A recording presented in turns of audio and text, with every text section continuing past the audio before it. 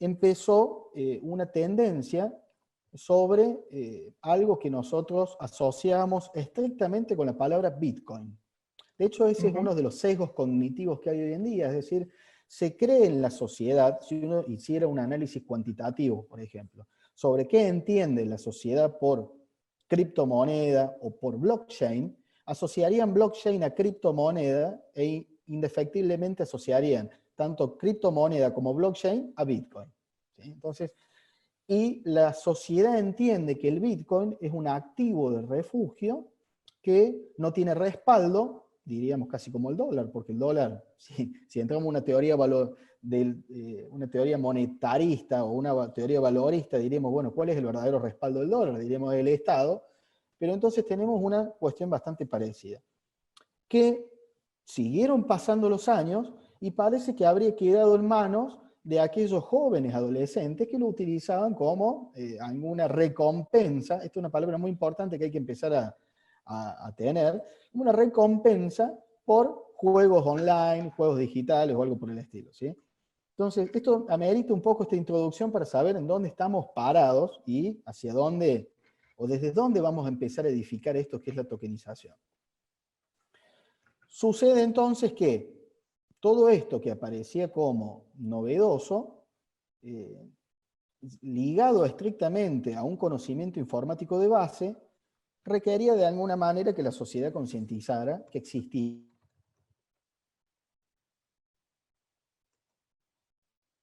esto. Ahora, de la crisis sanitaria, o de esta emergencia sanitaria, nosotros observamos de alguna manera que estas prácticas o conductas sociales, que en teoría se veían ciertamente imposibilitadas de adaptarse a cambios tecnológicos abruptos, comienzan a virar 180 grados de un momento para otro, casi sin reparos. Y uno pone el ejemplo, a ver, a nivel familias, los que tengan familias con hijos escolarizados, por ejemplo, hubiese sido de muy difícil adaptación pensar una educación virtual en la educación media, por ejemplo, o en algunos casos educación superior, que no están acostumbrados a estos sistemas, poniendo a los niños adelante de cámaras y teniendo sesiones o sus clases cotidianas mediante una plataforma como Zoom, que hasta hace pocos años era poco conocida, ¿sí? Entonces, todo esto asoma siempre como algo imposible o algo que viene demorado en el tiempo, hasta que se dan ciertas condiciones en el contexto que generan esta disrupción, ¿sí? ¿Qué pasa? Algunos pocos, a todo esto, y digo algunos pocos porque de alguna manera el tiempo nos va encontrando, ¿no? Bueno, ha sido motivo de nuestras charlas también, Fede, con vos, de que exactamente, algunos veníamos hablando de blockchain, y veníamos hablando casi como, me imagino yo, la escena del descubrimiento de América, ¿no? Cuando llegan y dicen hay una tierra nueva, y los otros te dicen, pero ¿cómo? Imposible, si la línea de la tierra... Bueno, estamos ciertamente hablando quizás de cosas ficticias, o de la naturaleza jurídica de los unicornios, como a veces yo digo, ¿no? Es decir, porque a claro, veces, porque es más lindo, uno no le gusta lo seguro, entonces esto de estar explorando, como en su momento les pasaba a aquellos que salían a emprender estos viajes, descubriendo nuevas fronteras, y esto es lo mismo, estamos rompiendo nuevas fronteras que no se conocen, y un poco, por eso cuando surge la idea de distintas capacitaciones que pensábamos del colegio, ¿no? Una de ellas que surgió con la cuestión tecnológica, donde hay mucho mito, hay mucho miedo, con vos charlábamos, Jorge, la cuestión de esto de la seguridad, que qué es inseguro, qué es seguro. Miren, seguro, todas las maniobras que ustedes conocen que pudiera haber relacionadas a delitos, estafas, lo que se han hecho con los medios tradicionales, se ha hecho a mano, se ha hecho con escrituras papel, se han hecho, no se ha necesitado la tecnología. Es correcto. Y además, pasa una cosa, ¿no? Que tiene que ver con la cuestión generacional. Hay unas categorías de temas, o de una frase que me gusta mucho, que es el mundo de las finanzas, que es esto de los sesgos cognitivos. Entonces, nosotros venimos de una formación familiar donde todos, a ver, ¿cuál es el mayor refugio económico en una familia? Invertir en ladrillos, se dice siempre. ¿Sí? ¿El ladrillo qué es? Es algo tangible, es algo palpable que tiene forma de departamento, de casa, de terreno, lo que vos quieras. Y quienes han sufrido varias inflaciones arriba, o hiperinflaciones, te dicen que no hay refugio como el dólar. ¿Sí? Y el dólar también es un activo tangible, palpable y demás. Entonces, pensar lo intangible con una cultura de lo tangible se torna a veces bastante difícil. Y si hoy en día nos preguntáramos cuál es el activo más valioso que tiene el mundo, alguno dirá el petróleo, alguno dirá el dólar, otro dirá el Bitcoin, pero lo real y concreto es que el activo más valioso es el dato. ¿Sí? El dato. Y el dato es intangible. Con expresión tangible, pero es intangible.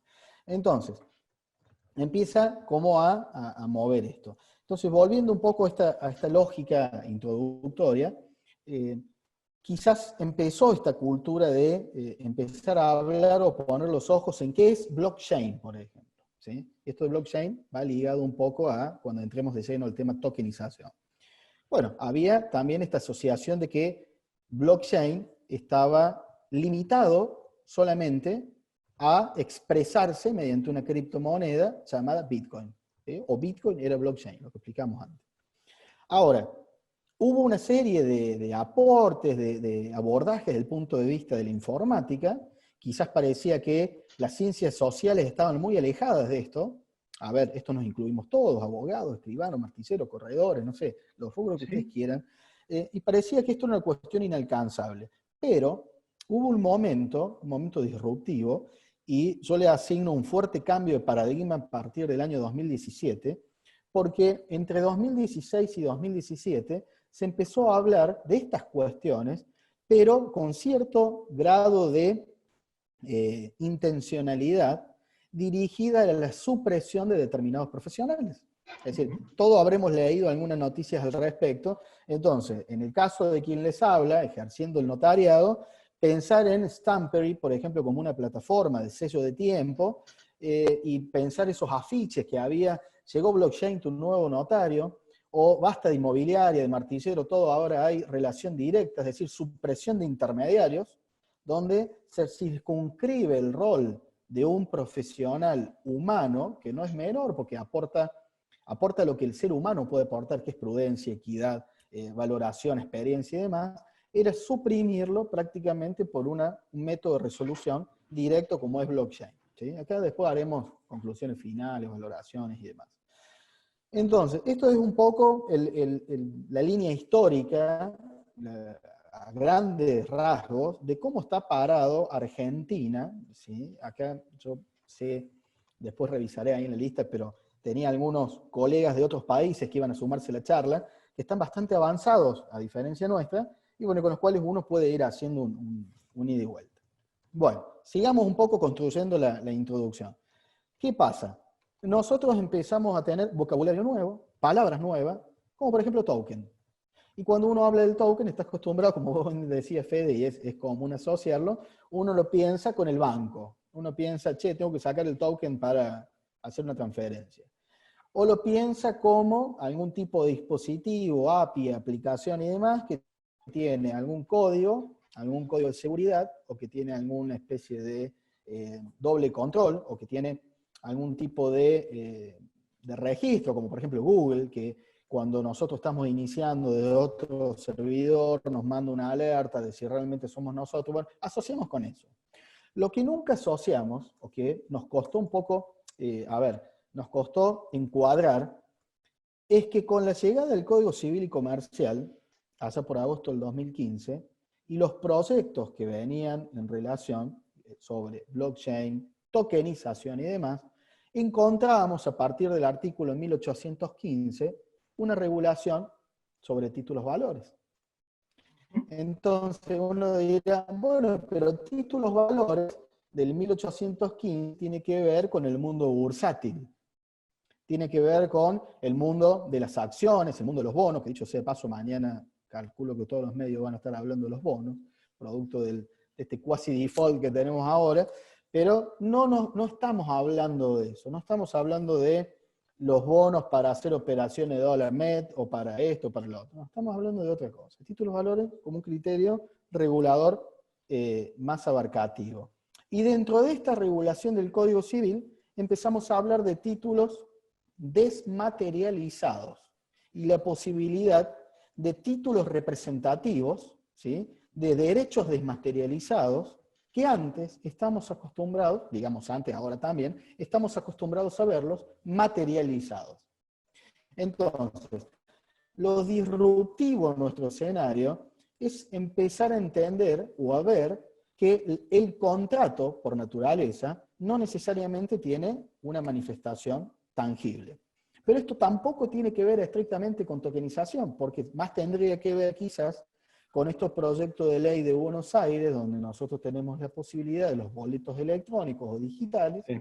firmados digitalmente, como una forma de solución para generar mayor tráfico jurídico y mayor acceso, digamos, al crédito con aquellos negocios o aquellos derechos negociados sobre unidades a construir o en pozo. ¿Sí? Básicamente, ustedes por ahí deben haber tenido algún tipo de contacto con esto, pero bueno, pasaba.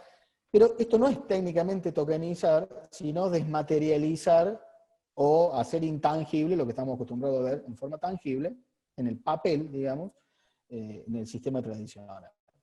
Ahí, Jorge, te Entonces, hago una esto de pregunta. alguna manera nos lleva a entrar. Sí. Una pregunta que por ahí seguro empieza a surgir y ya la vamos adelantando, pero es, si me hablas de tokenización, me hablas de este cambio como se plantea en Buenos Aires, y acá algo habían planteado en su momento el ministro Giordano, también presentó un proyecto de algo similar para incluir en las plataformas, ya sea a través de lo que el colegio en particular de escribanos tiene con el Cidano, más lo que hay en Ciudadano Digital.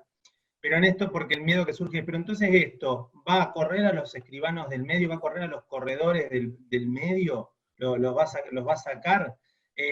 O es una herramienta más, como pensamos mucho, que es una herramienta donde hay gente que va a seguir buscando esa seguridad como, a ver, esto es como algo que pasó con los mandatarios del automotor. Prácticamente les diría, nunca se necesitaron los mandatarios, porque uno los trámites siempre los podía ir a hacer.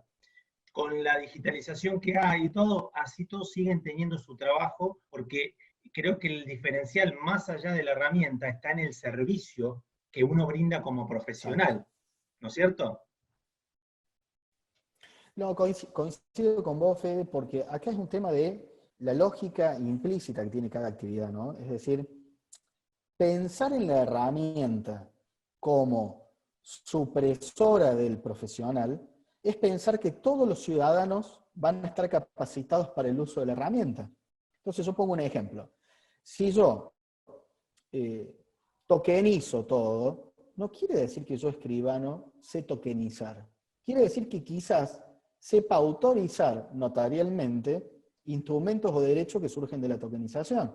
Entonces, siempre va a necesitarse el profesional, pero acá viene la cuestión, el profesional tiene que estar capacitado en el uso de las nuevas herramientas, porque si no se generan dos mundos.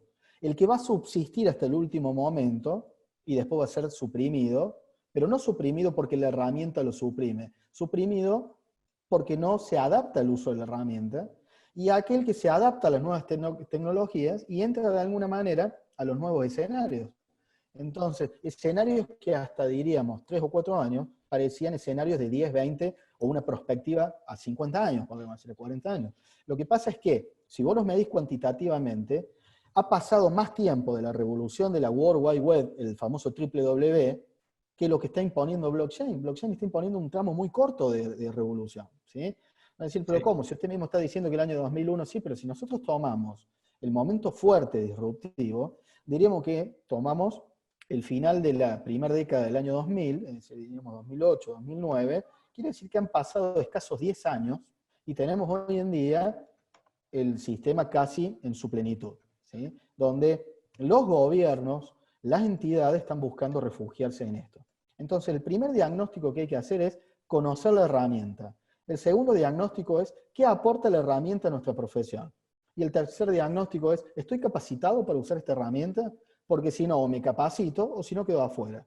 Ahora, la discusión de los monjes negros, esto de se acaban los martilleros, se acaban los... Vos fíjate que yo hemos compartido alguna idea de reubicaciones del rol, por ejemplo, del tasador, del rol del inventariador, en cuestiones que hoy no hay quien las tase ni quien las pueda inventariar. Activos intangibles, pero para eso hay que tener una formación mínima acorde.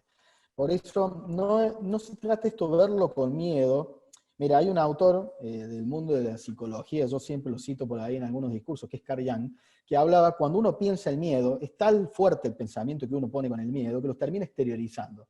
Entonces, a veces tenemos tanto miedo que nos quiten espacios nuestros que termina pasando. Entonces, lo importante no es exteriorizar eso interno, sino es decir, che, está esto, a ver, ¿cómo me acomodo acá? ¿Qué nuevas herramientas se generan? ¿Sí? Algunos lo llaman la ley de la atracción, y yo sé que todos los que están en ventas tienen alguna cuestión siempre, digamos, de cábala y demás cuestiones, y uno sabe que atrae lo que piensa. Entonces, es muy importante que vos recalques esto, porque no es una cuestión mágica, sino que tiene que ver con una actitud de lo que uno comunica, justamente en esa cuestión, respecto de cómo lo decís, respecto de cómo transmitís esa seguridad de lo que vos realmente creés, lo que dice tu boca, de lo que dicen tu gesto, lo que dice tu cuerpo, ¿no? Que tiene que ver con esto también en eso. Bueno, vos fijate una cosa, Fede, lo que estás diciendo es muy importante porque lo que hay necesidad hoy en día es de comunicadores idóneos, de forma de contratación con estos mecanismos. Lo que pasa es que primero hay que formar, ¿no es cierto? Por eso un poco nosotros con un equipo hemos salido un poco a la cancha de decir, a ver, ofrecer una diplomatura multidisciplinaria.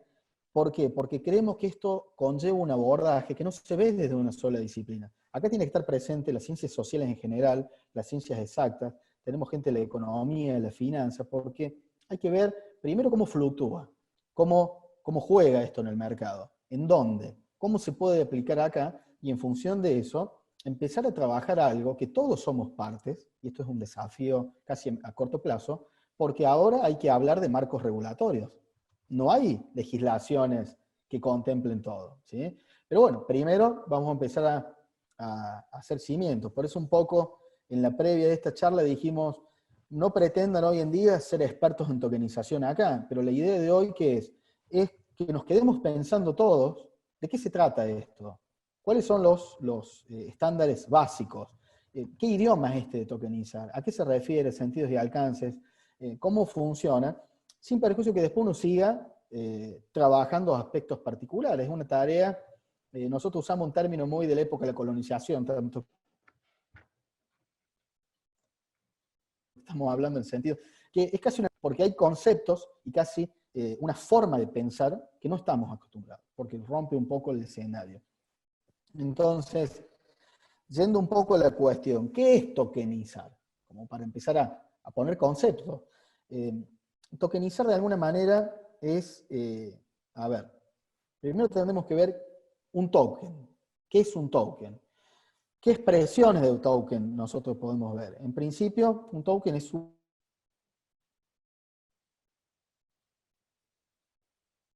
una construcción, ¿sí?, rítmica de algo, una cosa que es representativa de otra cosa, ¿sí? Algo intangible que solamente se expresa tangiblemente a través de lo que representa. Eso empieza a asomar una idea de token. Entonces, es como si yo dijese, yo tengo un título representativo de una cuota social de una sociedad. Entonces, ¿el título es la cuota social? No. Es lo que representa la participación. Porque acá hay un doble escenario que vamos a entrar, y un poco es fundamental tener en cuenta. No empecemos a ver la tokenización como una nueva forma de adquirir el dominio. Porque si nosotros partimos de esa lógica, estamos rompiendo la estructura del Código Civil, donde para adquirir el dominio hace falta título y modo suficiente, los casos, etcétera, etcétera. Artículos 1882 en adelante del Código Civil.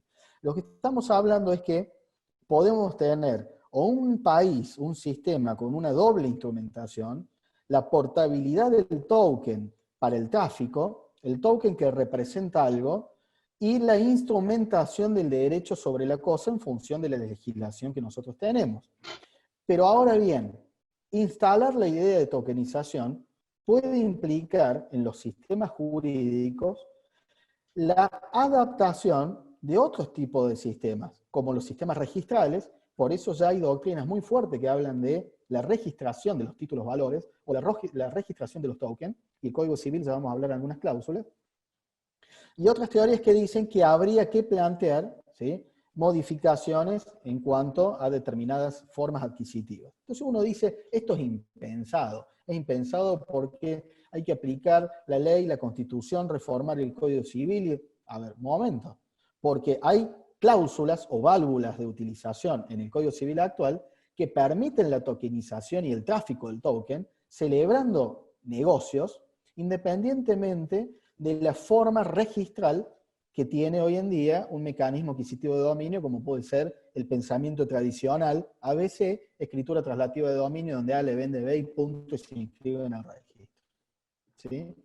Entonces, cuando nosotros empezamos a ver esto de tokenización, empezamos a ver que esto del token aparece en un escenario donde esto conlleva una forma de representar algo y de darle un tráfico más ágil a los derechos que se negocian.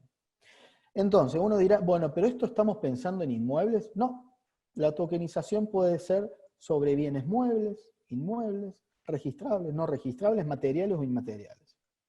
Entonces, las empresas con ciertos CEO jóvenes, ¿sí?, que algunos hemos hecho pruebas experimentales y hemos tenido contacto hasta el día de hoy, empezaron a ver que había un público que se manejaba con este mercado. Entonces empezaron a decir, ¿qué pasa si tokenizo, por ejemplo, mi producto? Entonces ahí empezó a surgir la idea de que la tokenización, además de representar un derecho, es una forma de financiación para un proyecto, es una forma de negocio de algo, y es una forma también de lograr trascender fronteras.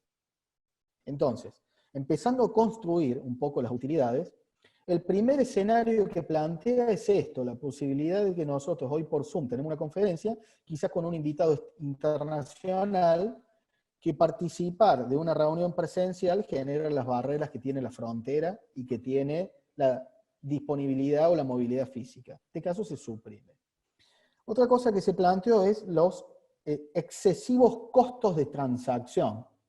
Que un producto de A llegue a poder de B, hoy en día, tiene un montón de intermediarios, pero fíjense el uso distinto de la figura intermediario. El uso de la figura intermediario no es la supresión del profesional asesor, sino la supresión muchas veces de quienes entre medio cobran por estar entre medio, por alguna logística o tarea que puede estar justificada o no, pero hay una serie de actores entre medio. Entonces, la gente que propuso la tokenización dijo, yo necesito llegar de acá a allá, pero necesito hacerlo rápido, ¿sí? Entonces, ¿qué pasa? Surge una innovación de criterio en cuanto a cómo es la portabilidad de ese token, ¿sí? Entonces, al indagar el cómo es la portabilidad del token, empezaron a construirse estas doctrinas de quién me otorga seguridad en la portabilidad del token. Y ahí nace el hermoso matrimonio, digo yo, de la tokenización con el blockchain, ¿sí? Bueno, ahora volvemos pasos atrás. ¿Cómo llego a tokenizar? ¿Qué significa? ¿Cómo opera? Vamos a empezar a ver algunas cuestiones básicas. Poder llegar a un token no es una cuestión que se llega de un día para el otro, ni es algo que podemos hacer nosotros. Llegar a un token implica un intermediario que es capaz de tokenizar nuestro producto, nuestro objeto. Es un poco lo que nosotros mostramos. Entonces, acá hace falta tener plataformas, tener la posibilidad de hacer un instrumento de trabajo, un papel en blanco se le dice, un white paper, que es un instrumento respaldatorio que, más que ser respaldo, es de alguna manera lo que establece el por qué. El quid y el quid use, sabemos decirlo, el quid juris, que a veces uno dice en el razonamiento, bueno, es poner esto del qué, el para qué y qué derecho regula, ese qué y el para qué, ¿sí? Ahora, ¿esto qué logra? Logra una unidad intangible, ¿sí?, que es susceptible de ser negociada. Y en esa susceptibilidad de ser negociada, yo puedo adquirir productos donde me reciban ese token, o adquirir lo que ese token representa. Entonces acá viene el motivo que a nosotros nos debe importar, porque en el mercado inmobiliario norteamericano, por ejemplo, como puede pasar en el europeo, cuando el bien se convierte en algo tan costoso para comprar su unidad, o para comprarlo en forma íntegra, comienza a hablarse de la desfragmentación del bien, o la posibilidad de comprar una unidad representativa de determinada dimensión o cantidad del bien. Entonces acá surge eso que nosotros, o ustedes pueden haber leído, que es la posibilidad de comprar un metro cuadrado. Entonces uno dice, a ver, yo tengo la estructura del Código Civil. Yo tengo la estructura donde no estoy acostumbrado a hablar de un metro, porque tengo la ley de catastro, porque tengo los planos de subdivisión, porque el condominio es condominio por cuota y por porcentual, entonces tengo que hablar que compro el 20%, el 30% y tengo la expresión sobre el todo. No estamos hablando de lo divisible o indivisible en el ejercicio del derecho. Cuestiones que podemos plantear en el usufructo y demás. Estamos hablando de la posibilidad de tener un título representativo de la titularidad o el disfrute sobre un metro cuadrado de una unidad. ¿Sí? Entonces, estas son formas de comprar. Y ustedes me dirán, no, pero esto es ciencia ficción. Bueno, en el mundo ya existe, y no va a tardar mucho en llegar acá. El no va a tardar mucho es una cuestión si van a pasar meses o van a pasar un par de años. Intuyo yo. ¿Por qué intuyo esto? Porque se han hecho varios virajes en la contratación inmobiliaria que está impidiendo, poniendo trabas excesivas, que va a buscar generar soluciones ágiles, como hoy en día estamos discutiendo, por ejemplo, las asambleas societarias mediante métodos remotos. Estamos discutiendo a nivel notarial la posibilidad de que la audiencia notarial pueda ser virtual. Entonces estamos discutiendo cosas que eran sumamente indiscutibles, y hoy en día la necesidad las impone como discutibles y susceptibles de ser aplicadas. ¿Qué pasa con esto de la seguridad, de las posibilidades y demás? Existen portales, existen plataformas que permiten la obtención de un token, ¿sí? Y hoy en día hay una necesidad de que la empresa, la persona que quiere tokenizar su actividad, tenga que elaborar este papel en blanco, tenga que contratar a alguien para esta logística, como si fuese contratar a alguien para darle mayor exposición en las páginas web, por ejemplo. Fíjense hasta qué punto la facilidad de la cuestión, ¿sí? Esto implica hablar de conceptos o hablar de lenguajes poco comunes para nosotros, como es la idea de la minería, la idea del blockchain, la idea de el blockchain como reservorio, que ya está en agenda actualmente. ¿Qué es esto de reservorio? Bueno, acá hay que partir de una lógica que rompe el mecanismo tradicional también. Nosotros estamos acostumbrados a pensar siempre que la operación en una red o en un mecanismo es algo que necesariamente debe ser centralizado, ¿sí? Entonces, nuestra idea de centralización es nuestra idea de seguridad jurídica en función de las garantías que el centralizador ponga en cuanto a la guarda, custodia y demás diligencias que debe tener sobre eso que centraliza. Entonces, hoy en día nosotros diríamos, si yo le doy un dar a conocer o un hacer o un emplazamiento registral al registro de la propiedad, confío que ese emplazamiento va a ser algo despojado de inexactitudes, de vicios, de errores, porque confío en el mecanismo que tiene el registro para ello. Y que si yo quiero cambiar un dato, lo voy a hacer en una relación bilateral, por ejemplo, mediante una escritura de rectificación, por ejemplo, o una complementaria donde modifique, etcétera, etcétera. Bueno, ahora el problema que surge es que en contextos de mayor demanda de necesidad de seguridad jurídica, aparece la idea de descentralización. Y la idea de descentralización es la idea de múltiples actores que participan en el tráfico de un dato, lo que no quiere decir que el dato sea público, porque acá hay uno de los grandes errores que hay, es decir, no, pero yo estoy dando a conocer. No, la descentralización opera de manera de hasheo, como estamos acostumbrados a decir, o de crear estos códigos de transacciones que permiten la minería, donde el día de mañana, cuando yo quiera modificar algo, no lo voy a poder hacer sin dejar rastro. Entonces, esto para países o para gobiernos que vienen con ciertos vicios de actos de cuasi corrupción o de posible corrupción, en el sentido de mal manejo de datos, intencional o por intencionalidad o por ignorancia, se torna casi imposible. Por eso nosotros, cuando pregonamos el uso de blockchain, lo decimos que además de una revolución en cuanto a las negociaciones, genera mayor transparencia. Bueno, acá un poco donde nos pega a nosotros, porque si los escribanos estamos para dar autenticidad o seguridad jurídica, diríamos, bueno, pero eso lo haría blockchain. Bueno, pero tampoco es así. Entonces, hay que ir construyendo al respecto. Ahí Entonces, te hago una interrupción, Jorge. sí. En esto, cuando vos decís la seguridad, y por ahí para que se entienda en esto de por qué se habla de cadena, ¿no? La blockchain como tecnología lo que permite es esa trazabilidad que un poco mencionabas vos, y que lo que hizo A respecto de B no lo pueda deshacerse, ni se puede borrar, por eso respecto de la seguridad de los gobiernos, respecto de la seguridad de las transacciones, para llevarlo a algo concreto, por ejemplo, si nosotros vemos una matrícula, ¿no? Donde ves la historia del inmueble, si alguien quisiera modificar eso, si se hiciera por blockchain, por ejemplo, sería imposible. Sería Necesitarías el imposible. acuerdo de A y B, es así. Es así, pero además, mira, hay un concepto que a mí, yo trato de usar recursos a veces didácticos, porque es muy difícil. Yo cuando tuvimos la reunión inicial con los chicos para proponer la diplomatura, dijimos, lo difícil no es hablar de lo difícil es hablar de lo fácil, porque es bajar a lo fácil esta cuestión. Porque cuando Claro. vos ya entras en la gimnasia, se torna accesible el conocimiento, pero la parte fundacional es lo complicado.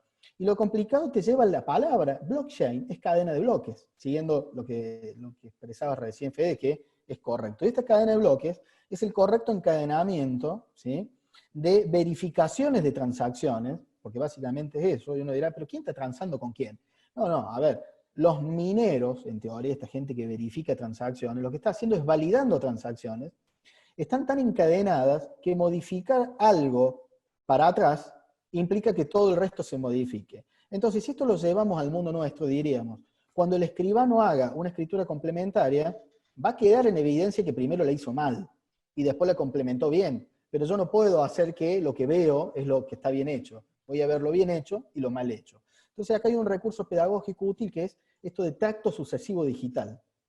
Esto me inventé yo, me gusta cómo suena, Bueno. y da memoria. ¿Por qué? Porque es un tracto sucesivo digitalizado que no puede alterarse, y acá no existe el tracto abreviado, no me puedo saltar etapas, ¿sí? No puedo aplicar el articulado de la 17801, si queremos volver a cosas que nos regulan hoy en día, pero para entender esto va derecho, va lineal. Y esto que va lineal genera seguridades.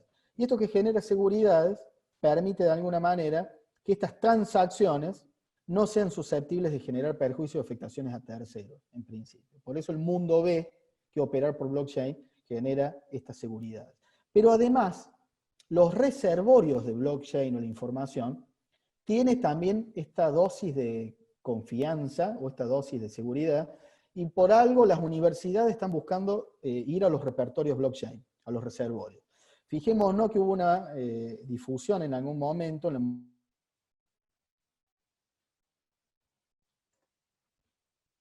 Municipalidad de Córdoba, de que es tener el respaldo en blockchain. Porque esa información, en teoría, no se va a perder, porque para perderse deberían desaparecer todos esos servidores que han sido parte de la verificación de la información. ¿Me explico? Como para ir bajando cuestiones complejas. Entonces, hoy en día, ¿qué pasa? Yo siempre pongo esto, los que hemos sido tesistas en algún momento y lo seguimos siendo, cuando uno escribe algo tan importante como una tesis, tiene miedo que se le pierda, que le roben el teléfono, la notebook, que se le atrofie el pendrive. Entonces, ¿uno qué hace, Fede? Uno pone la tesis en la tarjeta de memoria, la pone en el, no sé, en el celular, se la manda al amigo, la reparte, la distribuye. Eso es blockchain. Un libro contable distribuido, abierto, donde yo reparto un dato para que ese dato esté de alguna manera seguro en manos de quienes hayan verificado las transacciones. Esto como para explicarlo de una forma muy carente quizás de contenido técnico preciso, pero lo importante es que sea simple. Primero es entender qué es esto. En ese mundo actúan los tokens, y los tokens son representativos de cosas, de bienes, de servicios, y estos tokens son transables. Entonces, Uruguay, por ejemplo, viene trabajando hace muchos años con tokenizar. Ayer hablando con un colega que lo hemos sumado, ha sido una ilustración a la oferta nuestra, que es chileno, extranjero, mi amigo Luis, le digo, ¿cómo está el tema allá? Bueno, los registros están trabajando la tokenización. Entonces, esto es una cuestión mundial que está pegando acá al costado, es decir, no es que Finlandia está tokenizando, estamos hablando acá. Colombia, yo por ahí cito mucho Colombia, es donde doy clases, donde participo y por ahí más regularmente. El notariado colombiano es un notariado totalmente revolucionario, aplica biometría y demás, y la idea de blockchain se viene trabajando hace mucho. Entonces, hoy en día, ¿cuáles son los escenarios estos? Los escenarios van a ser la necesidad de rever los conceptos de blockchain, ¿sí? Y para entender blockchain tenemos que entender que tenemos que familiarizarnos primero con el concepto, segundo con entender ¿quién me brinda la prestación de blockchain? Porque supongamos que vos pienses como colegio profesional. A ver, el colegio quiere empezar a aplicar blockchain. ¿En qué lo aplicaría? Bueno, puede ser reservorio, donde guarde su información, donde guarde las cosas que sean de importancia, ¿no? Como por ejemplo para el colegio de escribanos puede ser tener un respaldo de cada uno de los actos autorizados por sus colegiados. Otro escenario puede ser que sus colegas estén implícitos en el sistema de blockchain, que sean capaces de tasar bienes intangibles, que sean capaces de negociar bienes intangibles. ¿Cómo lo negocian? Bueno, entonces acá empiezan a surgir algunas cuestiones como cómo se le da valor a estas cosas, ¿sí? Esto que estamos hablando, ¿es representativo de valor? Por supuesto. ¿Es susceptible de ser transado? Ya dijimos que sí. ¿Existe hoy en día? Y hoy en día lo tenemos presente. Entonces vamos a ir a un caso, por ejemplo, un caso de gabinete, no de gabinete de educación, sino caso que yo ya lo he tenido, donde vienen, por ejemplo, dos personas jóvenes de edad, y lo que digo joven no lo digo a propósito, lo digo, mejor dicho, tiene una intencionalidad. ¿Por qué? Porque generalmente hay un rango que va entre los 16 hoy en día, 17, que están en cercanía del ejercicio de un oficio con posibilidad de título habilitante, a los 25 años, que están pensando, por ejemplo, su refugio económico a través de criptoactivos.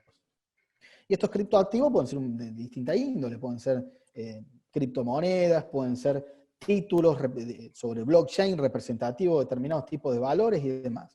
Y esta gente viene y me dice, por ejemplo, escribano, yo tengo una circunstancia. Le voy a comprar a él X cosa y le voy a pagar con un Bitcoin. Ustedes dirán, ¿un Bitcoin? ¿Tanto lío por un Bitcoin? Sí, un Bitcoin vale $6.000. Entonces le voy a pagar con un Bitcoin, pero yo quiero celebrar algún instrumento. ¿Qué puedo hacer? Entonces nosotros ahí tenemos que empezar a aplicar el Código Civil en su máxima expresión. Porque tenemos que empezar a ver, en contextos normales, ¿qué está haciendo esta persona? Una compraventa. ¿Sí? ¿Cuáles son los requisitos de las compraventas? Cosa y precio. ¿Cuáles son los requisitos que satisfacen el precio? Uno dirá, bueno, el precio tendrá que ser moneda de curso legal, o que, si es el dólar, será dar cantidad de cosas, o en realidad el equivalente, bueno, entraremos en la teoría del mundo de las obligaciones, la teoría valorista, monetarista, etcétera, etcétera, etcétera. Es decir, ya hay una afectación al mundo de las obligaciones. ¿Es una cuasimoneda? Yo cuando a mí me dicen cuasimoneda, me acuerdo el LECOR, el LECOP, me acuerdo esos papeles, esos cartones, letras, cancelaciones de obligaciones. No es una cuasimoneda. ¿Es una criptomoneda? Bueno, cuando uno dice cripto, parece que está hablando de Córdoba, voy a poner un ejemplo muy gracioso, pero uno habla casi, cuando veía los dibujos de la época de Superman, y decía, la única vez que escuchamos la palabra cripto era en esa época.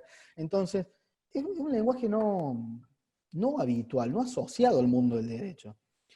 Entonces, ¿yo puedo sustentar una escritura de compraventa que se paga por Bitcoin? Bueno, en principio yo no tengo satisfechos los requisitos. ¿Por qué no los tengo? Porque no tengo marco regulatorio. Es lo que se está trabajando ahora. Al no tener marco regulatorio, me obliga a ir por otra vía. Yo puedo constatar el pago, no celebrar la escritura, pero puedo constatar. Y ustedes me dirán, bueno, pero un momento, ¿qué está comprando? Y está comprando un reloj. Bien. Pero si yo le digo está comprando una casa, la casa tiene que tener escritura traslativa de dominio. ¿Y cómo se satisface el requisito del precio? Entonces nos obliga a entrar hoy a ficciones como tenía el derecho romano, a fingir que hay premisas que no existen pero que se dan, sucede en el mundo de ustedes, en el día a día, donde a veces el precio sí, no, en realidad la posesión no la tiene, pero bueno, las partes confían, vamos a poner que sí para que haya título y modo, pero después le va a entregar la casa la semana que viene. Bueno, todas estas cuestiones hacen, sí, compró la casa por $18.000, pero en realidad pagó 3 Bitcoin. Entonces, claro. Esto golpeó la puerta, ¿me entendés, Fede? Entonces yo por eso digo ahí, hay que entrar a ver qué es el Bitcoin. Bueno, el Bitcoin en teoría es un token, es un tipo de token que opera en el mercado de valores, en el mercado de valores de las criptomonedas, en el exchange, que tiene un valor que fluctúa. Entonces, si yo tengo retenciones, me genera una afectación. Claro, eso último que vos decís del Bitcoin es muy interesante porque quizás es la criptomoneda más conocida, obviamente. Pero a su vez, ojo, porque también genera una cuestión hasta tributaria el Bitcoin, ¿no? ¿Qué es el Bitcoin? ¿Qué tengo que tributar? ¿Es o no es una renta, suponete, de fuente extranjera, que pudiéramos decir, para tener que tributar al respecto? ¿O ustedes qué retención tienen que hacer respecto si hubiera un pago en Bitcoin? Ahí un poco como para entrar en las preguntas, y que ya veo que hay varias que están dando vuelta. Lo primero que surge ahí, que nos preguntaba recién Agustín Biglia de Nuevas Raíces, decía, ¿qué es, dice, cómo se hace hoy en la realidad, o digamos en la actualidad, mejor dicho, donde sabemos que no siempre se hace la transacción, digamos, o las partes muchas veces, vamos a decirlo así, vamos a poner un potencial. Muchas veces las partes intentan hacer la transacción no por el precio real, sino por un precio acordado, digamos, superior a la base imponible, digamos, ¿no? Bueno, ¿cómo haces cómo harías con el pago en Bitcoin? Porque eso sí, o por ejemplo, si fuera hoy que fuera por transferencia electrónica, ¿no? Porque, ¿cómo haces? Porque ahí sí hay trazabilidad y que en la operación, nuevamente, hay una diferencia entre lo que se escrituró y lo que se pagó, por ejemplo. Es muy buena la pregunta y obliga a ver, a ir sumando conceptos, ¿no? Porque vos fíjate una cosa. Hoy en día, a ver, vamos al escenario cotidiano y lo vamos a llevar al escenario de las nuevas tecnologías. Y vamos a ir haciendo como un paralelismo, ¿no? Vos tenés una persona que vende y una persona que paga. Paga dinero, ese dinero vos en teoría ves que hay un pago, se cuenta, la maquinita, la transferencia, el comprobante, etc. Se produce el pago con Bitcoin. Hoy es común, en sistemas que no tenemos regulado el pago con Bitcoin, la constatación del pago. Y la constatación del pago, les cuento para quienes no hayan visto nunca uno, es el uso de un aplicativo de un celular, ¿sí? Donde ustedes tienen bajado una billetera virtual llamada Wallet, donde esa billetera virtual, si la tienen en el celular, yo particularmente tengo, no en el celular, uso un Nano Ledger, que es como un USB, que es como un banco virtual, con todas las garantías de seguridad que tiene, creado en el gobierno de Francia, es decir, aparte lo usamos por una forma experimental para ir mostrando esto, pero yo lo puedo usar logueado en la computadora o en el celular, ¿sí? Abro la aplicación, y yo le voy a poner vamos a poner que mi persona destinataria del Bitcoin se encuentra en el lugar más remoto que a ustedes se les ocurra, no sé, pongamos República del Líbano, y yo le pongo recibir, y yo le doy la instrucción al aplicativo que quiero recibir un Bitcoin. Entonces le extiende a la otra persona una dirección personal que no es un CBU, tampoco, además de no ser un CBU, y aquí viene otra cuestión para los que les gusta el mundo de la economía y las finanzas, tampoco un código SWIFT. Entonces, si ustedes ven el white paper de Ripple, que es una de las criptomonedas, uno de los proyectos de respaldo de esa criptomoneda fue querer suprimir los códigos SWIFT de las transferencias internacionales que tantos costos generan. Es decir, hoy en día cuando ustedes transfieren al extranjero, saben que si quieren transferir $10.000, no llegan los $10.000. Hay entre medio el banco saliente, el corresponsal, el banco destinatario y demás. Bueno, yo mando un Bitcoin. Ese Bitcoin, ¿saben en cuánto tiempo llega a destino? Lo que a ustedes se les ocurra, un número, 3 segundos, 4. Lo hemos visto en tiempo directo transferir un token. Y genera un smart contract, un contrato que queda en el holder, en el registro histórico trazable, que nadie lo puede suprimir, de que ese día de una billetera, que no sabemos de quién es, pero de una billetera, atribuimos esa extensión, por ejemplo, yo a la billetera de Fede, pero yo no sé que es de él, sé porque él me mandó esa extensión, por eso la necesidad de la securitización con los titulares de estas cuestiones. Le ha mandado un Bitcoin. Y ahora ustedes me dirán, ¿y cuánto vale el Bitcoin? Vale lo que dice el mercado de valores. Entonces yo no podré hacer pasar que en realidad el destinatario me lo está tomando otro valor, porque el valor lo ha impuesto el mercado. Es como si hoy en día volvemos a la escritura tradicional, y acá vienen las aristas ahora. ¿Cuál es la única manera en el mundo de ustedes, cotidiano, para hacer pasar o rever que el dólar físico tiene un poder representativo de un valor nominal, $100, que el mercado argentino dice que vale, vamos a poner, no sé, el contado con liqui hasta hace un rato vale 110 pesos el dólar? Pero la parte dice, nosotros hemos decidido por principio de autonomía de la voluntad y por acuerdo de parte que el dólar es tomado a 80, ¿ustedes qué hacen? Una cláusula en este momento, donde para las partes valor es recibido a 80. Pero ¿qué pasa con los organismos recaudadores? Es el dólar que la página oficial diga que vale el día del celebrado del acto. Entonces, ¿qué es común que yo siempre les asesoro a los clientes? El día que se firme la escritura, hacer un print page de pantalla, donde está la cotización de un banco público, cordonación, y tomar esa cotización, consignarla en la escritura, para que los organismos recaudadores tomen la cotización oficial. Porque si yo después presento la escritura a los 2, 3, 4 días, estoy dejando un periodo de ventana para decir que el dólar subió, entonces la retención se torna más onerosa. Bueno, en el Bitcoin va a pasar lo mismo de alguna manera. Pero ¿cómo lo puedo regular si yo estoy hablando de contratos que no son tales y de partes que todavía no entienden la mecánica de la moneda? Bueno, acá surge la segunda cuestión. Salgamos del mundo del Bitcoin. Salgamos del mundo del Ethereum, esas criptomonedas que ustedes vean. Entremos al mundo del token privado. El token privado es un token que no tiene un valor público. Usted me dice qué valor tiene, el que la parte le da, el que el white paper establece.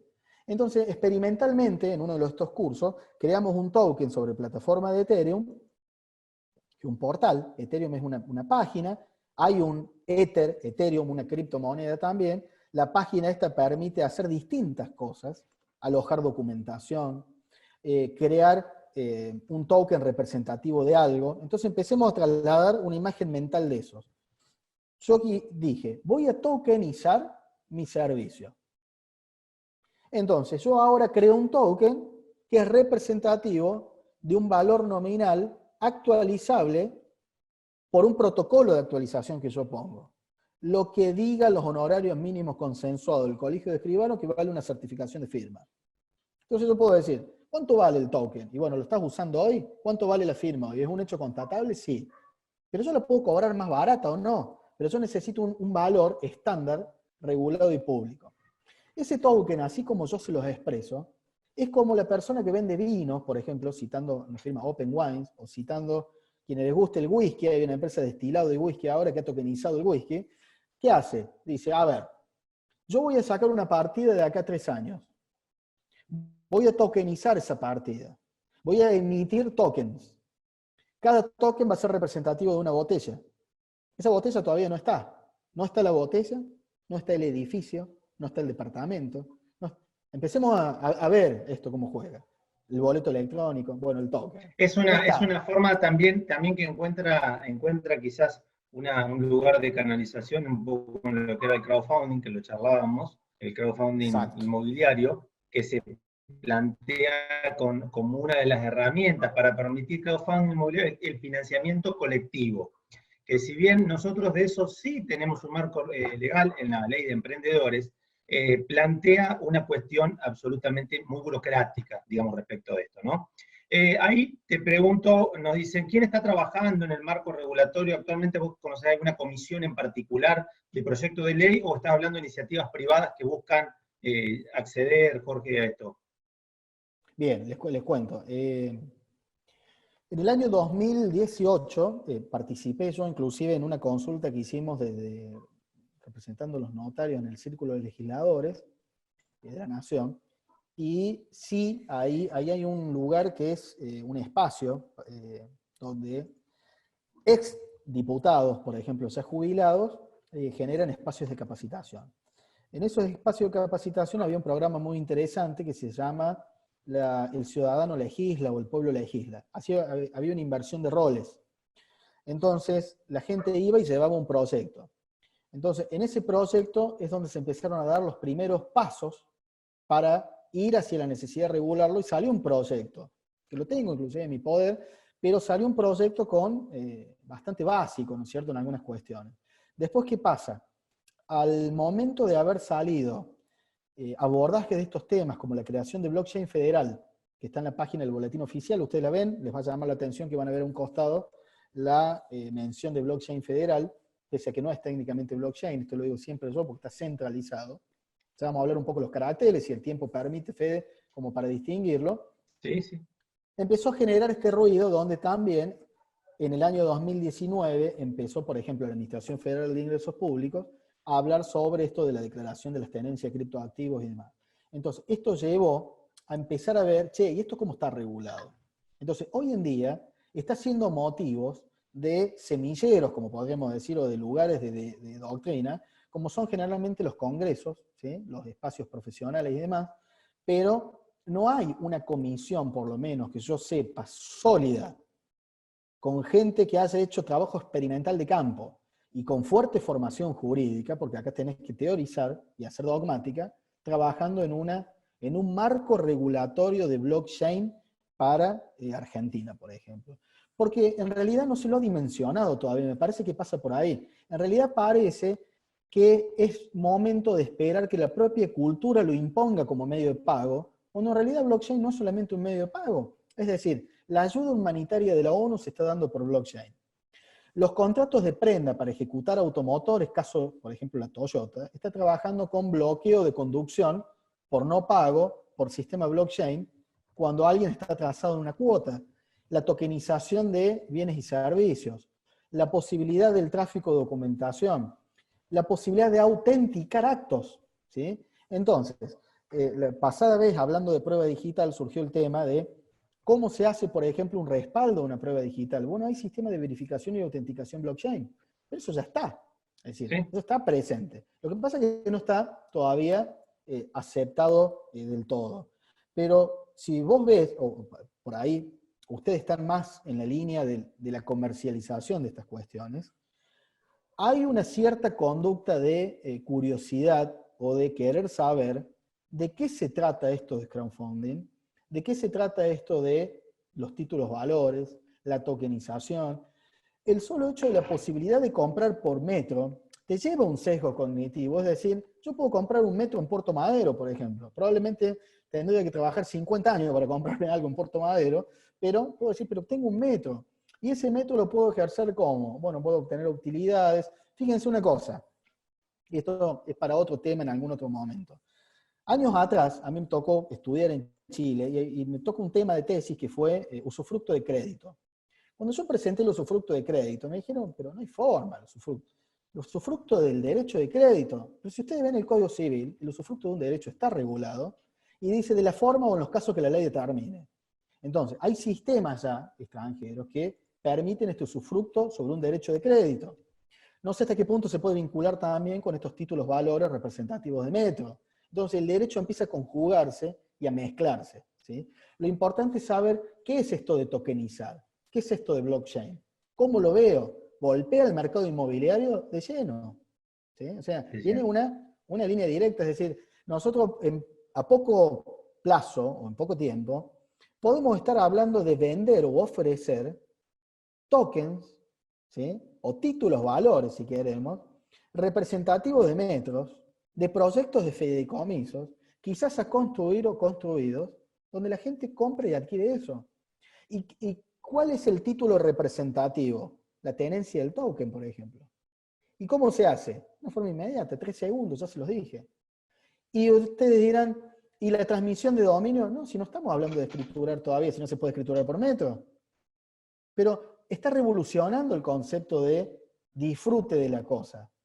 Por eso yo no traje el vicio, la idea de usufructo, ¿sí? No le traje el vicio. Totalmente.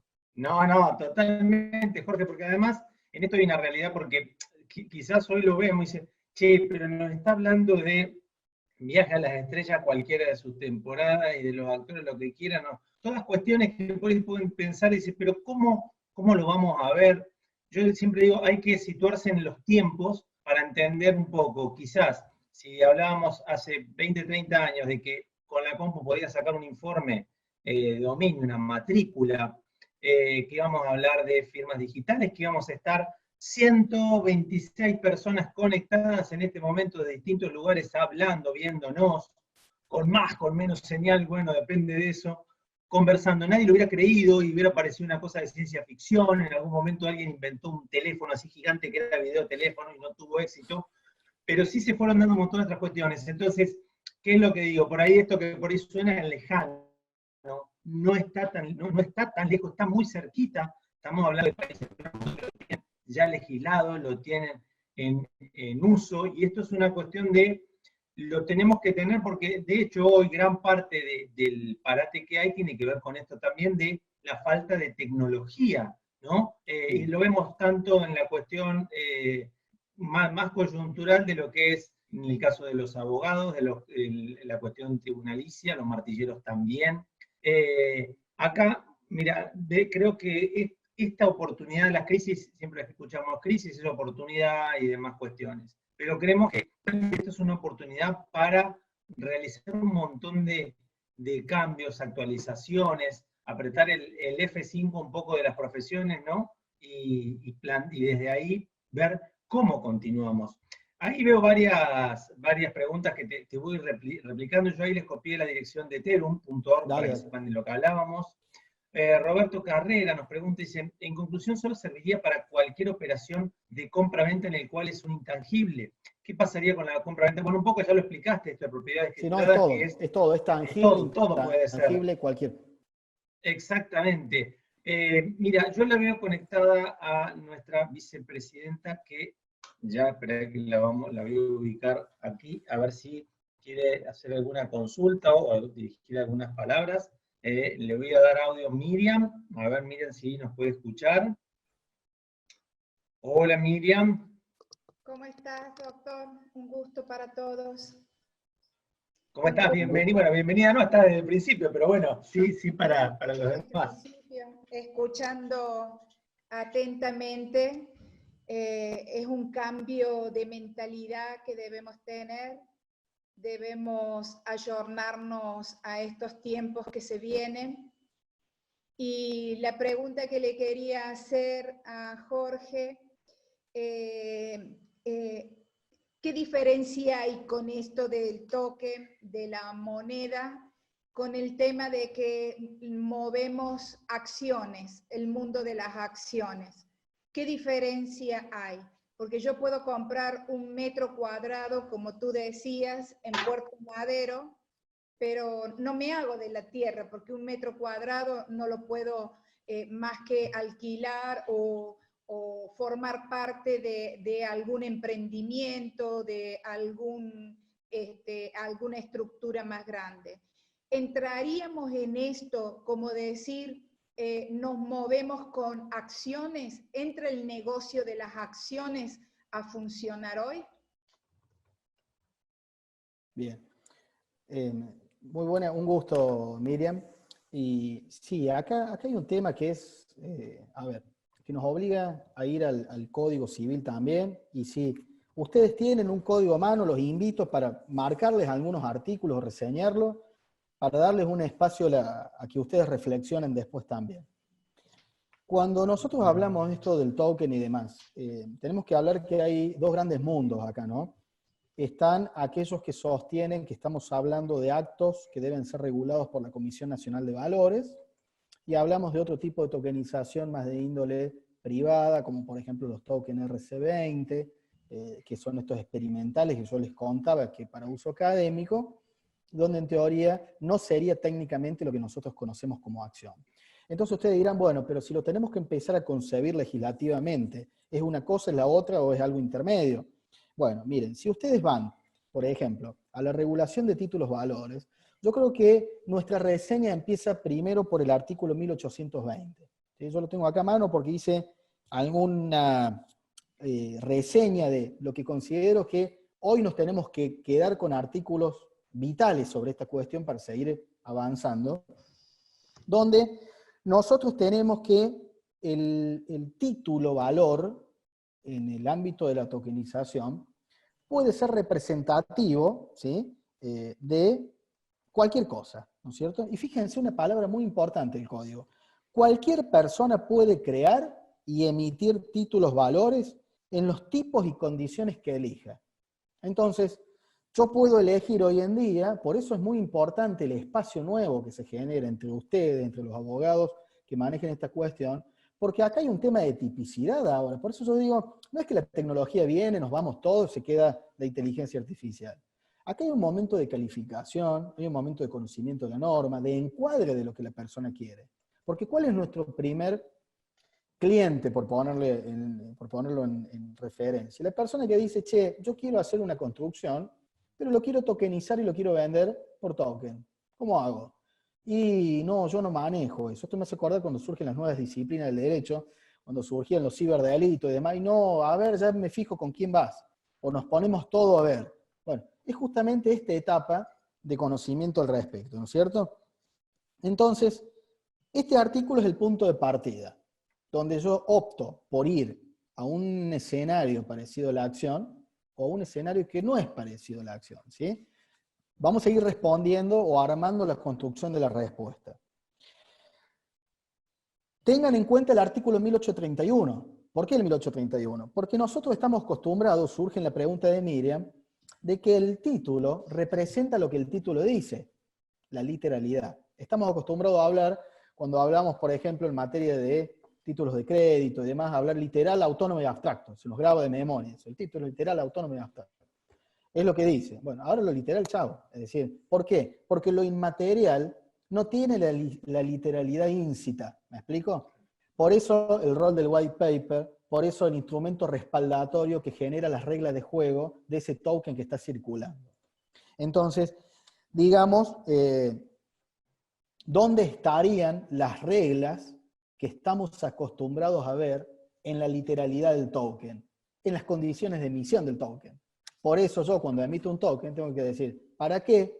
¿A qué? ¿Cómo? Y ahí vienen los que la gente del mundo de las obligaciones dirá, ¿qué tipo de responsabilidad hay? Bueno, en función de las pautas de emisión. ¿Sí? Seguimos con esto. Clave, el artículo 1836. Porque el 1836 habla de la desmaterialización e ingreso en sistema de anotaciones en cuenta. Nosotros antes veíamos que se llamábamos las partidas, los libros, etcétera, etcétera. Hoy en día, nosotros tenemos la posibilidad, ¿sí? A través de este articulado, de empezar a concebir la idea de registrar títulos valores de esta naturaleza. O sea que acá además se abren escenarios laborales.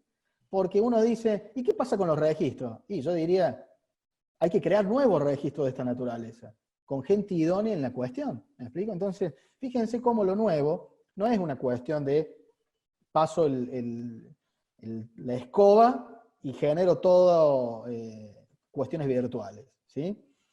Y dirán, che, ¿los escribanos qué rol cumplen hoy con la tokenización? Bueno, tienen el artículo 1850.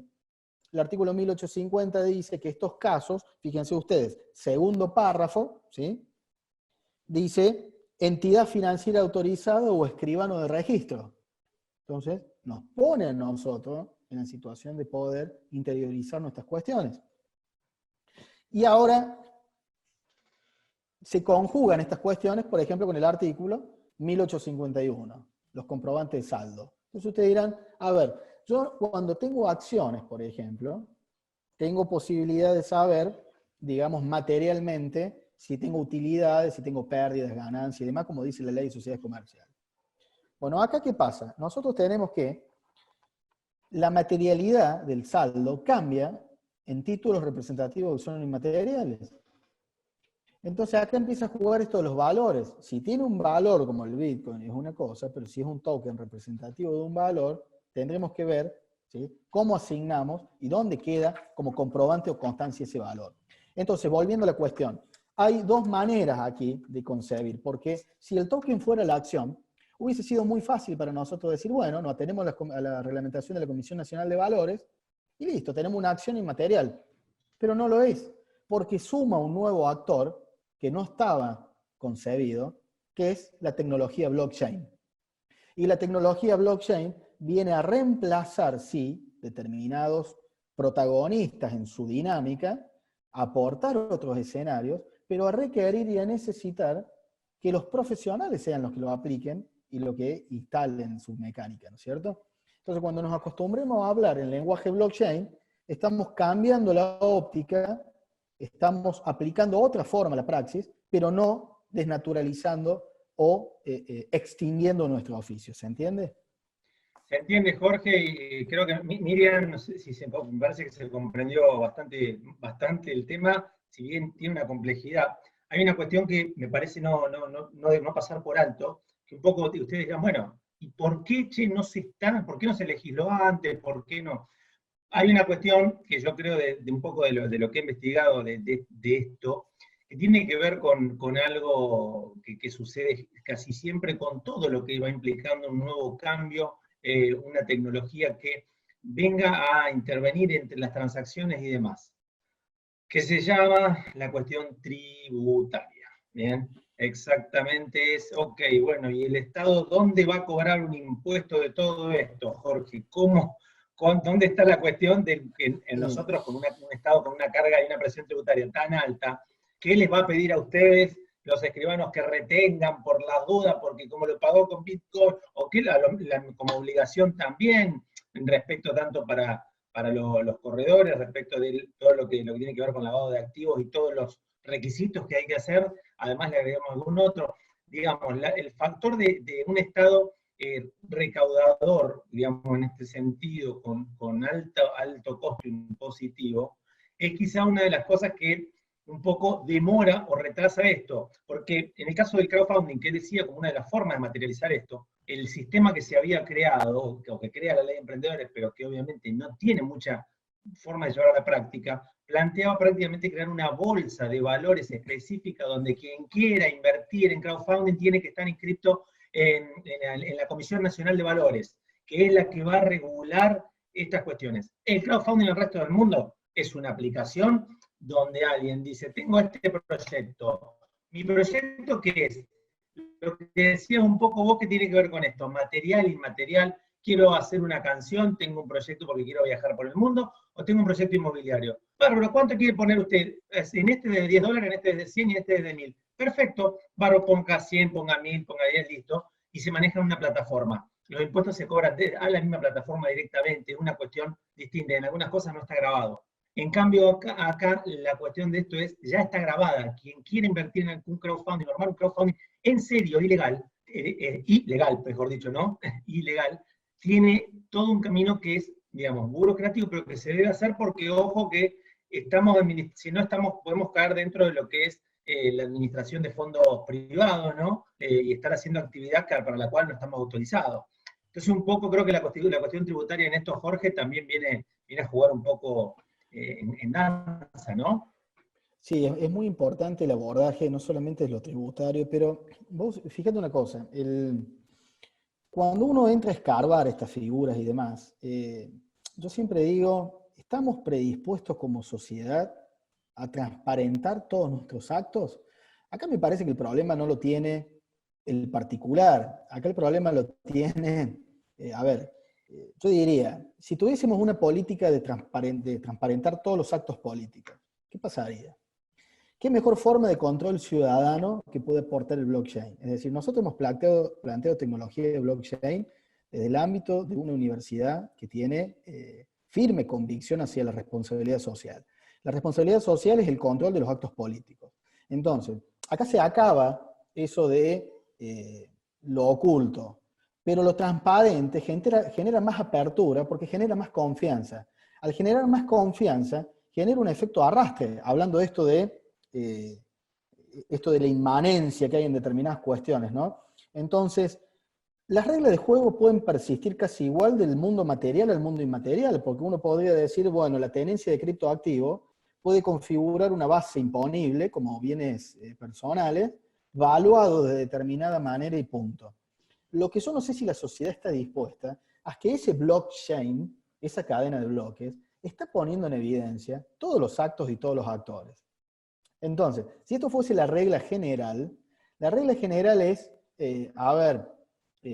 el titular vamos a saber quién es, no hay manera de modificar o hacer. Nosotros venimos de una tradición en Córdoba bastante complicada, y ustedes no olviden la situación del registro, la causa del registro de la propiedad, no olviden negligencias llevadas por ciertos funcionarios y demás, que en esto yo digo, y esto lo hemos hablado con gente de la justicia, el blockchain como una herramienta interdisciplinaria entre los actores privados y el Poder Judicial y la administración del Estado, se configura en una herramienta no solamente de transparencia, sino de tranquilidad y seguridad jurídica en nuestros actos. Muchas veces nosotros actuamos correctamente, pero estamos intranquilos, porque no sabemos el destino que los viene, le dan las personas, y terminan haciéndonos como profesionales partes de un potencial proceso cuando hay una negligencia en el destino, por ejemplo. ¿Sí? No estamos hablando de un delito cometido en el acto adquisitivo, que eso sería una cuestión de otra naturaleza. Aquí hay un control total, acá no se puede fingir que la posesión está y no está, yo no puedo decir algo y que el instrumento sea otra cosa. Entonces, esto es poner a la vista la gestación de algo y su dinámica posterior.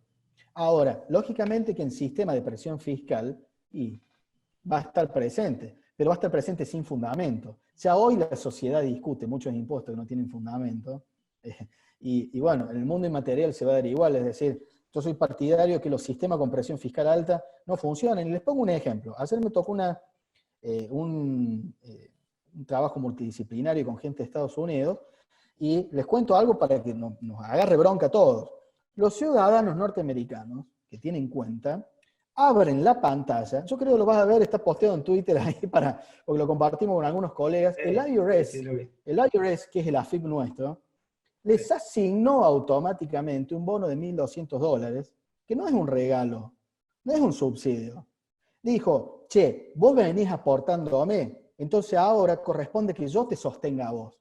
Entonces, yo te voy a colaborar para que vos estés bien, para que vos me sigas aportando. Te doy $1.200 y no te pregunto para qué lo vas a usar ni por qué. Y no vengas a pedírmelo, te lo deposito inmediatamente en tu cuenta. ¿Te das cuenta? Entonces, a ver, nosotros no tenemos que pensar, che, ¿cómo hago para pagar menos? No, ¿cómo genero más herramientas para que le sea más difícil a quien recauda sin razón recaudar? Porque acá no se olviden que hay un delito que se llama enriquecimiento sin causa. Y a veces, cuando algo no va al destino que tiene que ir, somos nosotros los que nunca denunciamos esa situación. Pero el enriquecerse sin justa causa, porque un impuesto tiene un destino, ¿cuál es? Ayuda social, seguridad, salud, educación. Algo tiene que tener. Bueno, mostrame en qué lo usaste. No, yo no tengo por qué mostrártelo. Listo, me voy al blockchain. A ver, no lo destinaste a ningún lado. Denuncio. ¿Me explico? Entonces, es fabuloso entrar en este modo. Es muy claro como una forma de control de gobierno, un poco viene siguiendo lo que son las políticas de gobierno abierto también, que implican esto. La verdad que un poco, bueno, Jorge, ya para ir cerrando, nos ha dado un pantallazo, pero fabuloso. Fue meteórico y pido seguramente por ahí. Fue muy rápido todo. No, pero no, la verdad que, es más, yo creo que lo que digo es, si se llevan más preguntas que respuestas, se llevan para investigar y estudiar. Dice, ¿para cuándo? Bueno, ahí nos preguntan un poco eso, ¿cuándo se va a estudiar en Argentina? Bueno, todo esto ya lo hemos dicho, no es algo que se pueda hacer ya, pero que sí se está discutiendo, y la realidad biológica hoy nos está llevando a tener que legislar esta cuestión en breve, ¿no? Vemos que se usa, como decíamos, en Francia, en España. Bueno, en algún momento seremos justamente desde las organizaciones, los profesionales, los demás quienes, desde las instituciones educativas, quienes planteen esta necesidad y el Estado tenga que dar respuesta a través de sus representantes. Ya para ir cerrando, no sé si Miriam, ¿quieres hacer alguna otra acotación, alguna otra cuestión? No, o sea, realmente, escribano, que tu explicación para tan acotado el tiempo ha sido muy clara. Sí, bueno, amerita para que podamos tener varias charlas sucesivas con puntuación más específica, más claramente, ¿no es cierto? Pero sí, ¿qué es lo que venía rápidamente a mi cabeza? Que más que tomarlo como algo invasivo que viene en contra de nuestra profesión, yo entiendo que se abre una nueva oportunidad de una unidad de negocio nueva, a donde debemos ayornarnos, estar preparados, así como nos preparamos en su momento para ser los profesionales que hoy somos. Hoy es como empezar de cero a prepararnos para, en el momento que esto se active, estar nosotros también despiertos y no perder la oportunidad que se presenta en el corto y mediano plazo. No lo veamos como muy lejos, sí, esto está muy cerca, y más cerca de lo que nosotros nos imaginamos. Sí, si me permites, Miriam, como una forma de ir cerrándoles con algunas ideas, fíjense ustedes una cosa, ¿no? Cómo a veces se agilizan los tiempos. Hoy creo que compartimos todo una necesidad y un escenario donde estamos parados, ¿sí? Es muy limitado lo que podemos hacer. Entonces, este escenario, si uno hace una interpretación dogmática de los decretos de necesidad y urgencia, es triste saber que no somos esenciales para nada. Porque nosotros no somos los esenciales, si no, no estaríamos en nuestra casa. Entonces, tenemos que buscar espacio de esencialidad. Y uno dirá, bueno, ahora el escribano, no, nosotros estamos para una cuestión muy de fuerza mayor también. Es decir, creo que agilizar los plazos de estas cuestiones mínimamente hubiesen permitido que hoy nosotros estaríamos respondiendo consultas virtuales, generando transacciones por token, con una mentalidad abierta, sin perder lo tradicional. Porque nuestros padres, nuestros amigos de mayor edad, van a seguir usando el método tradicional. Y en esto coexistir, o la coexistencia de sistemas, es la más sana de las soluciones cuando se innovan y se generan cuestiones nuevas. Pero supongamos ahora que esta cuarentena se prolonga en el tiempo. Yo creo que ninguno de nosotros nos hemos puesto a pensar en forma fría qué va a ser de nuestras profesiones, qué va a ser de nuestra economía, qué va a ser de nuestro día a día. Entonces, un poco de estas charlas, que la venimos dando entre amigos, entre gente que estamos compartiendo espacios académicos, es decir, yo siempre digo, una persona en un momento de ocio tiene que apuntar a dos cosas, desde el punto de vista profesional, a la reflexión y a la producción de conocimiento. Tenemos que producir escenarios de reinvento nuestro, porque si no, bueno, nos pongamos a leer y a hacer gimnasia en el patio de la casa hasta que se acabe la cuarentena, porque no vamos a hacer más nada. Entonces, la tecnología tiene que ser un aliado de tal manera que nosotros podamos trabajar presencialmente o a distancia, porque existe un valor superior que sí nos hace esenciales, y es el valor justicia. Hoy en día hay gente que está privada de ejercer derechos. Y Fede, esto también ha sido motivo en otras charlas, es decir, la persona que está alquilando una propiedad y que le están haciendo reforma que no quiere, o que hay una humedad y lo tiene que notificar, no puede, porque no es una actividad esencial. ¿Y cómo lo notifica? Y entonces, estamos hablando de algo, no vayamos al blockchain, estamos hablando de algo doméstico, entonces no pensemos que mañana vamos a tokenizar, pero pensemos que un sistema digital de verificación de identidad, de audiencia, de securitización, un intento de tokenización, nos daría un nuevo escenario de negocio. Ya ¿Sí? tenemos herramientas que podrían estar utilizándose en todo esto.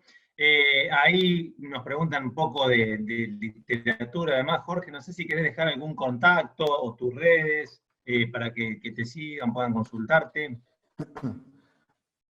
Bien, ahí yo, si quieren, les ofrezco a través de Fede un link, un enlace, o pueden poner en el Google Diplomatura en Tecnología Blockchain, UCC, o pueden ver el blog mío o alguna de las redes, jorgefabianvillalba.blogspot.com, o en el mismo estado del WhatsApp, si yo no tengo problema, compartan el contacto para lo que ustedes necesiten.